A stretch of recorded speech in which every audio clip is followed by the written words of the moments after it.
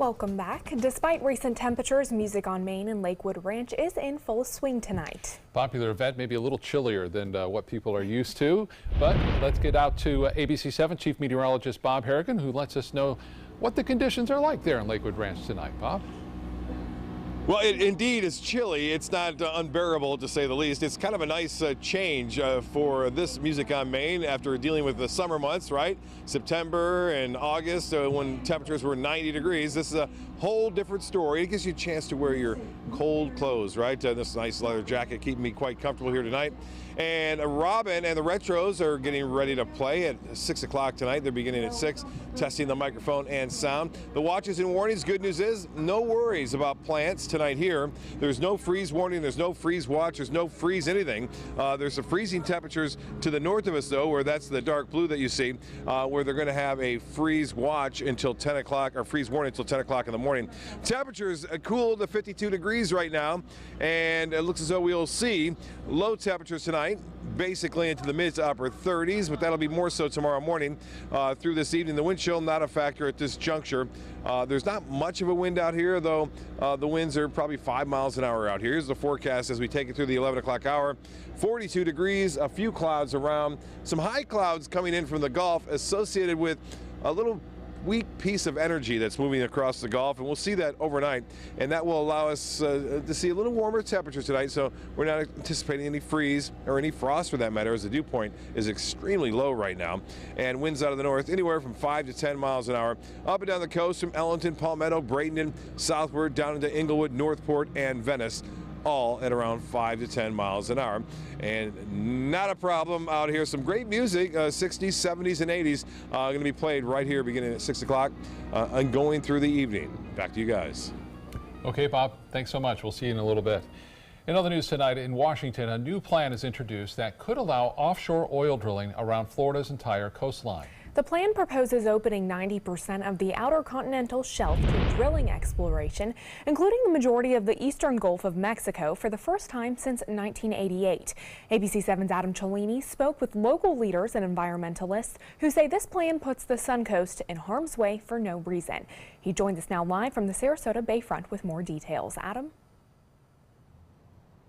Yeah, Scott and Jacqueline, good evening. Now, the people behind this plan say it could be a major boost to our nation's economy and the goals towards energy independence. But that negative pushback locally is coming from people who think another spill out in the Gulf could finally make its way to our shoreline. John Horn's food prices went up back in 2010 when the Deepwater Horizon spill affected fish population. But thankfully, that was all. We did dodge a bullet. We need to avoid any chance of doing another. Now the U.S. government is trying to roll back regulations on oil drilling near Florida, to the disdain of environmental attorney Justin Bloom. One repealed rule includes the more frequent safety inspections of equipment like blowout preventers, which failed during Deepwater Horizon. So that's part one. The other part, which is probably what the focus is this week, is allowing for oil leases up against the coast of Florida and throughout the country. Local Republican Congressman Vern Buchanan has introduced legislation to extend a 125-mile drilling moratorium off of Florida's Gulf Coast from 2022 to 2027. He calls this new plan, which proposes 12 oil leases in the Gulf of Mexico, quote, rash, reckless, and a recipe for disaster. And I want to make sure that there are teeth to what they're saying and not just a soundbite. Manatee County's Director of Parks and Natural Resources, Charlie Hunsicker, has used much of the initial $1.4 million in local BP settlement money for land preservation along our coast. While the Department of the Interior is using oil revenue as an incentive for more environmental funding, Hunsicker says the risk isn't worth the reward. Money is always in need, but when you have options, I would prefer to go with where the voters want us to go, and that is make the investments from the Florida Forever program and not rely on the money coming through these leases. Now, the moratorium in drilling off of Florida's Gulf Coast should last until the year 2022 under what we can see right now in this new plan. And this plan will go through a public comment portion as well. And if you're interested in making your own voices heard, you can find out how to do so on our website, mysuncoast.com. We will be attaching a link to this story. You just have to look for it there on the website. For now, live on the Sarasota Bayfront, I'm Adam Cellini. Back to you. Okay, thank you so much, Adam. The crackdown on drugs in Sarasota County continues tonight. Deputies arresting 3 people Thursday following a string of undercover drug buys and a search warrant. Those people include Sarasota man Cody Frost and his 2 roommates, Theodore Phillips and Michelle Corbin. The investigation began in 2017 when Cody Frost sold fentanyl to undercover detectives on 4 separate occasions. On Thursday, detectives executed a search warrant recovering prescription opioids, marijuana, and other drug paraphernalia. The investigation remains ongoing and additional charges are pending. President Trump's tweeted choice for Florida governor has decided to enter the race. Republican Ron DeSantis announcing today he'll be running for governor. His decision coming just a month after the president tweeted that DeSantis would make a great governor. 39-year-old DeSantis is a Navy veteran and a graduate of both Yale and Harvard and has represented a Northeast Florida district since 2013. In Washington, President Trump's feud with former White House chief strategist Steve Bannon continues to escalate. As ABC's Arlette Saenz tells us, the president resorting to Twitter once again, nicknaming Bannon Sloppy Steve. On his way to Camp David, we're making America great again. Thank you. President Trump ignored questions about that explosive book, Fire and Fury. Should Steve Bannon be fired? But on Twitter, the president is fuming. He tweeted, "It's a phony book full of lies, misrepresentations, and sources that don't exist." Mr. Trump is also giving a new nickname to his former chief strategist, tweeting he's the leaker known as Sloppy Steve Bannon.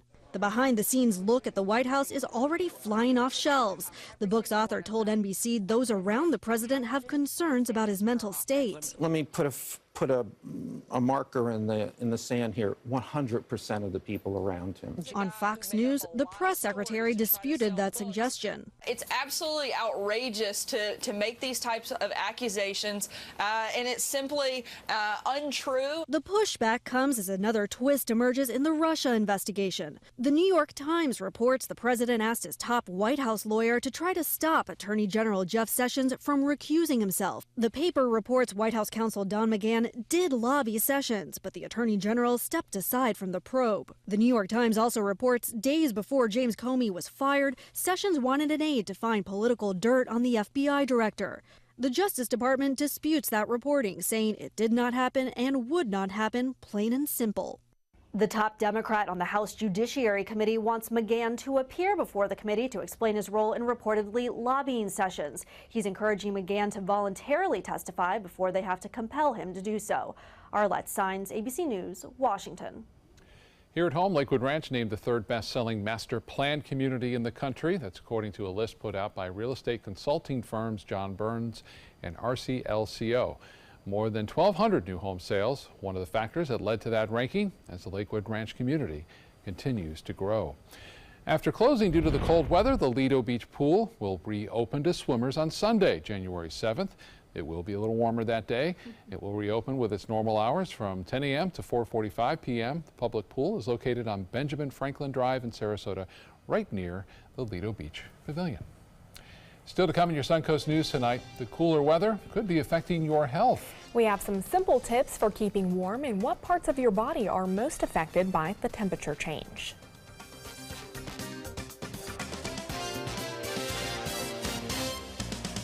There's never been a better time to call California Closets. Now during our Winter White event, save up to 15% when you upgrade to an Italian-inspired wood grain finish. Contact us for your free design consultation today. Visit our showroom or online at californiaclosets.com.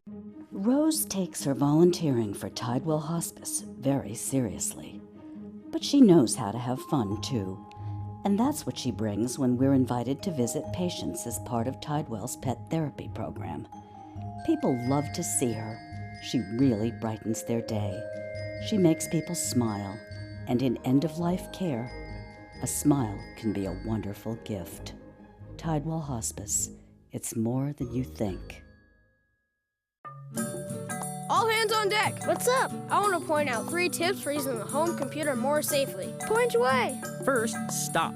Make sure your software is up to date and that you've password protected your computer's login and Wi-Fi connection. Next, think before visiting a site, opening attachments, or clicking on links. Then connect, knowing you're helping make the web safer for you and for everyone. Make Stop, Think, Connect part of your daily online routine.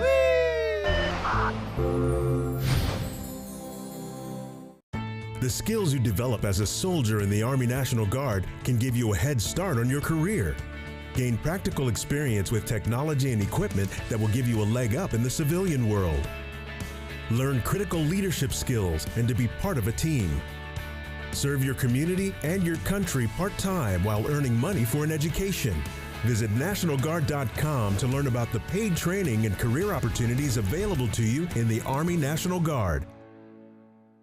Want the latest weather and traffic conditions wherever you go? Introducing ABC7's revolutionary new First Alert weather app. With our state-of-the-art new weather app, you get up-to-the-minute weather alerts, interactive radar maps, current conditions, 10-day forecasts, real-time traffic maps, and weather video from ABC7, all at your fingertips. And it's free. Just search Suncoast WX in the App Store and download onto all your devices today. Sponsored by Mr. Sparky. So I kind of grew up all across the country. I come from 5 generations of military men. My dad is still active duty.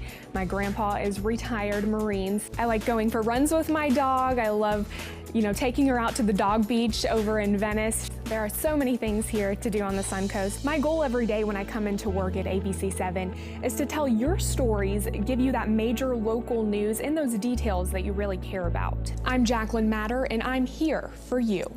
There's never been a better time to call California Closets. Now during our Winter White event, save up to 15% when you upgrade to an Italian-inspired wood grain finish. Contact us for your free design consultation today. Visit our showroom or online at californiaclosets.com.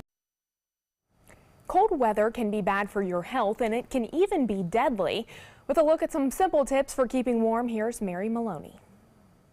Staying warm during the winter months is vital to your health and your life. In doing so, your body doesn't have to work as hard to keep the most important organs, the heart, brain, and lungs, warm. Cold weather can act as a vasoconstrictor, which means when your body is cold, blood vessels in all different parts of the body constrict to try to preserve heat. And when the body's blood vessels narrow, the risk of a heart attack increases. Wintry weather has also been associated with asthma symptoms, frostbite, and hypothermia. According to a 2015 study published in the journal The Lancet, globally, more temperature-attributable deaths tend to be caused by cold than by heat.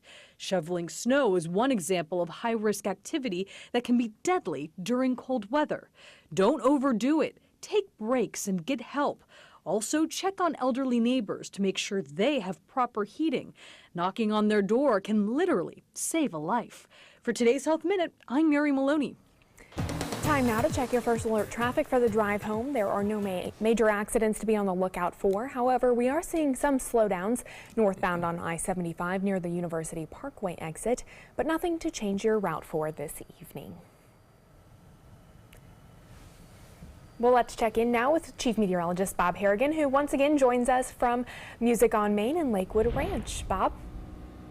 Hey, we are here too, and it's not too cold. It's okay. We don't get an opportunity like this very often here in Florida, so take advantage of it. Come on out and help the Cardinal Mooney lacrosse team. That's who it benefits tonight. We want a lot more people to show up. We're starting to see people now trickle in here at Music on Main, getting ready for Rockin' Robin and the Retros that are going to start to play just at around 6 o'clock. Get a look at the Lakewood Ranch webcam right now, showing a review of what's been going on today. We've had some clouds here occasionally, and now some high-level cirrus clouds. Don't worry about your plants tonight. Do take care of your small pets, however, and yourself. You're heading outdoors. Make sure you bundle up, layer up, and you should be fine. There's no advisories for us this evening. Those advisories are well to the north. High pressure over the panhandle of Florida continues to work in our general direction. Will be to the east of the state, it looks like, on Sunday. That'll warm us back up in the 70s. But until then, things are cold. Look at that little shower activity south of Louisiana, too. That's a weak disturbance moving across the Gulf, and it's going to bring us some cloudiness overnight. I mentioned the freeze warnings.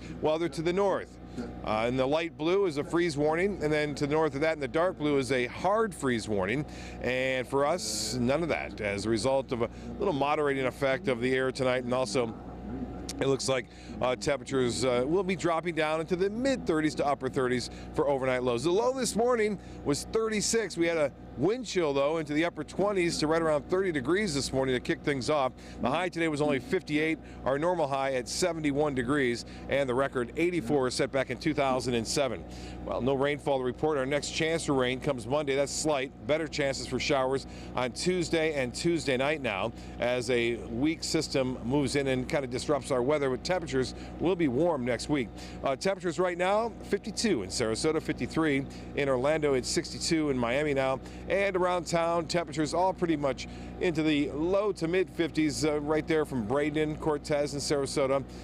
58 in Northport, 59 in Inglewood, and 56 in Arcadia. Well, tomorrow's hourly forecast, finally we get to the 60s after several days of highs only in the 50s, so a little bit warmer each day, and then by Sunday, temperatures will top out right around 70 degrees, so we will get a little bit warmer on Sunday. Now, the high clouds will stream overhead tonight and tomorrow morning.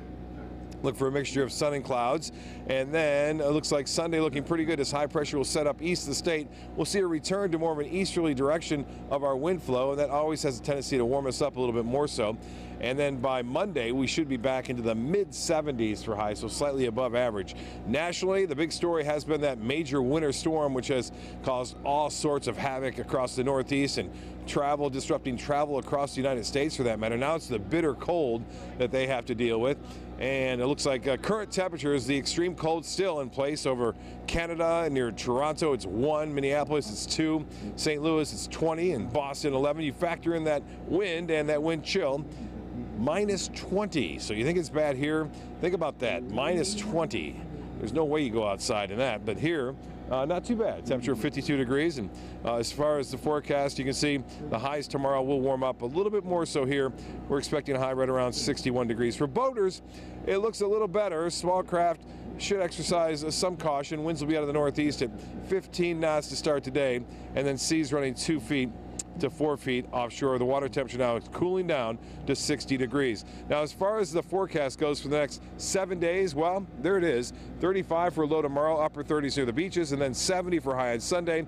Looking better on Monday, mid-70s, and then 40% chance for showers on late Tuesday and Wednesday. Got some video sent in from Captain Scott. And he's checking out the temperatures, by the way, and those temperatures are showing the water into the low 50s in some of the canals. And then get a look at this video right here. This is from Pasco County offshore right there near the canal. All those snook are piled up because snook do not deal with the cold very well, and some of the snook already dying at this point as a result of water temperatures there in the upper 40s. Hopefully we'll hang on here a little bit further south. The water temperature not nearly as cold, but there's been reports of hundreds of pounds of snook dying already up near, again, Citrus and places near Crystal River. Well, speaking of fish, though, before the cold fronts moved in, Magic Fishing Adventures, Captain Alan Roth sending this picture of his client catching this nice pompano. That's a nice sized pompano. And the pompano have been really hitting prior to this cold snap. And right there is Captain Rick Grassett using a fly rod, not him, but his client Maria catching that nice, that's a bluefish. And they caught a lot of those, they said, along with some trout. And then here's another nice shot of some good looking fish that you see here in just a minute of the pompano. That has been caught all up and down the coast lately. This is, I believe, a pretty big pompano with tight lines. And we have the last picture. Steve Herrick, Beach Fishing Adventures, also catching some nice pompano. A lot of clients out there fishing. Fishing's been a little bit slow lately because of this bad weather. Hopefully things improve next week, and I think they will. But for the time being, we're getting ready for the music here to start in just a few minutes. People are starting to get their chairs lined up. They got their jackets and sweaters lined up. I see a dog with a nice pink sweater on as well. So you got to keep things a little bit in perspective out here. It's not 20 below, but it's a little bit on the cooler side. They are serving some hot chocolate here too. So come on out and help support Cardinal Mooney lacrosse team.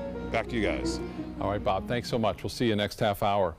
Well, if you haven't purchased your lottery tickets yet, you may want to do so quickly. There's nearly $1 billion up for grabs this weekend between the Mega Millions and the Powerball jackpots. ABC's Marcy Gonzalez gives us a look at the frenzy it's causing. A double dose of lottery fever.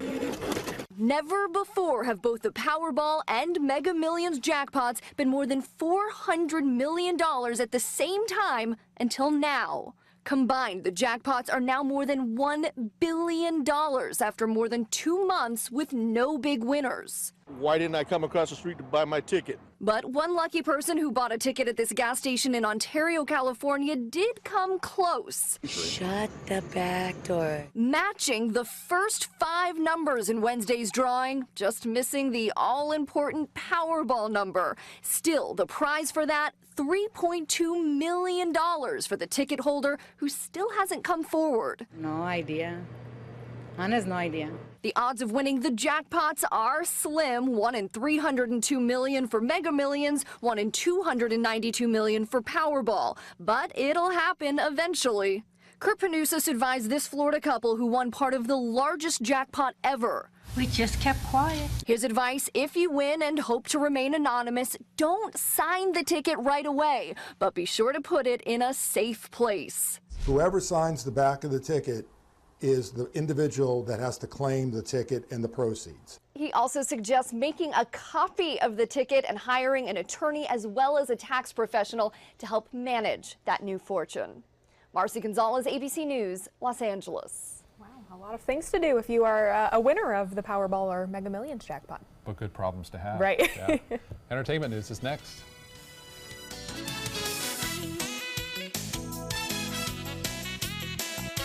My name is Stefan Campagna. We're Ben Gates and Dramus, and here is your law tip of the week.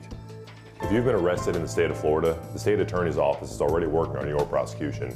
It's time to work on your defense. So give us a call. We've got your back. Sarasota Institute of Lifetime Learning begins its 47th season on Monday, January 8th in Sarasota, Venice, and Lakewood Ranch. Meet Bruce Adolph, the piano puzzler for NPR on Monday, January 8th, and Chris Inglis, former Deputy Director of the National Security Agency, on Tuesday, January 9th. 72 Global Issues lectures, 24 musical conversations. Subscriptions available now. Single event tickets at the door. For more information and to purchase season tickets, visit sillsarasota.org. Okay, so we drowned the fire, stirred it, drowned it again, and now just feel if it's cold. Yeah. Cool.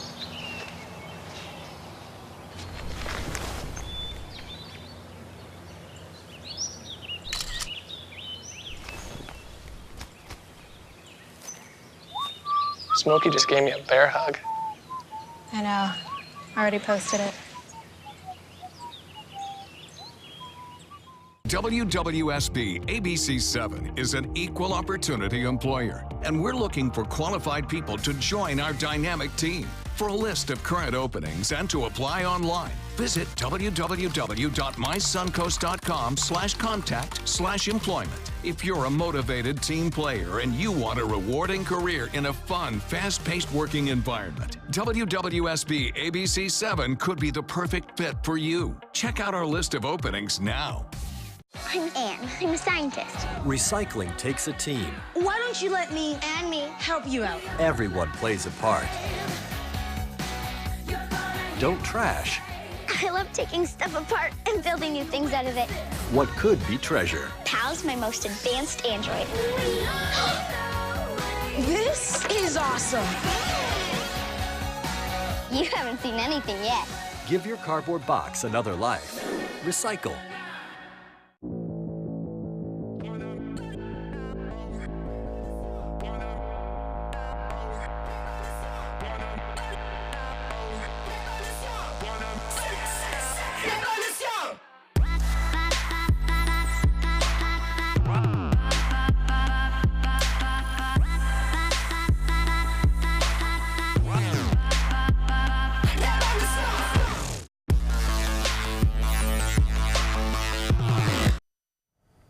Jeopardy host Alec Trebek is on medical leave after undergoing brain surgery. The 77-year-old host hit his head in a bad fall back in October. He was diagnosed in December with a subdural hematoma, which is considered one of the deadliest of all head injuries. Doctors performed surgery to remove blood clots from his brain. Trebek said in a video on Jeopardy's website that his prognosis is excellent and he expects to resume show production soon. Former President Barack Obama will be the first guest on David Letterman's new Netflix talk show. It will be Obama's first television talk show appearance since leaving office. The show, titled My Next Guest Needs No Introduction, launches January 12th. It's an hour-long, 6-episode series with a new installment each month. Other high-profile guests include Tina Fey, Jay-Z, and George Clooney. Interesting. And he still has the beard, as you can see. That's a big beard. We'll be right back with more news.